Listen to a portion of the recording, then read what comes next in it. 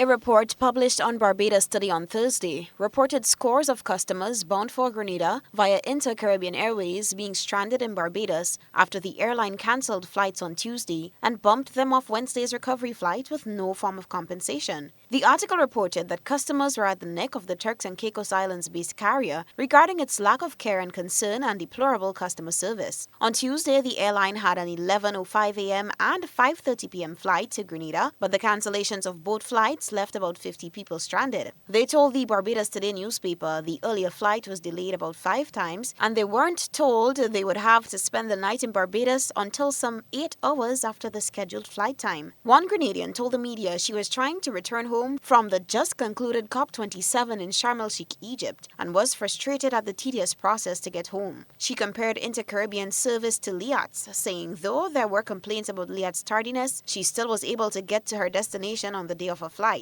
The woman expressed frustration that this is happening in the 21st century, especially since airport staff weren't even able to answer them any questions. She doubted she would get compensation she believes she deserves for the inconvenience. The woman said she arrived in Barbados on Monday, and after being unable to book a flight to Grenada the same day, she opted for the Tuesday flight. Her story is that after 9 a.m. check-in on Tuesday, she and other passengers scheduled for the 11:05 flight were told it was delayed. There was another delayed announcement at noon. Then after 1 p.m., the passengers were provided with $30 food vouchers and told they would depart in 4 hours. At 4 p.m., the flight was again delayed due to maintenance, they were told. The woman said after 5 p.m., the passengers were informed that only St. Vincent passengers were to board the flight, which was supposed to be a connecting flight to St. Vincent, then Grenada. They were allegedly told a Grenada-bound flight would leave half an hour after. She relayed that around 10 minutes before 7 p.m., the 5:30 p.m. flight was cancelled because of weather conditions. The passenger reported they had to collect their bags and seek out their own accommodation.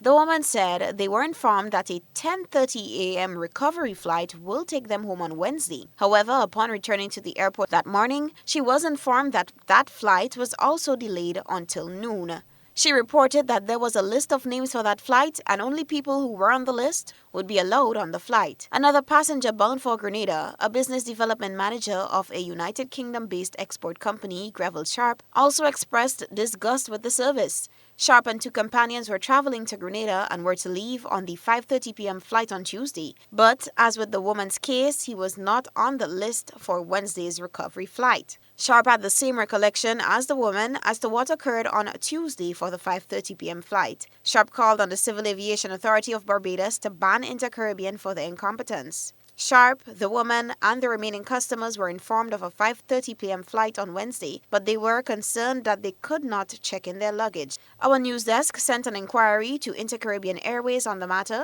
However, up to news time, a response was not forthcoming. A contact at the Maurice Bishop International Airport informed our news desk that an Intercaribbean flight landed on Wednesday night. However, as Lovell stated, only people who were booked for that flight were on board. Our source said the people who were victim to Tuesday's cancellations have not yet been sent a recovery flight, and no response for an update from Intercaribbean was provided. For GBN News, Beverly Telliswood.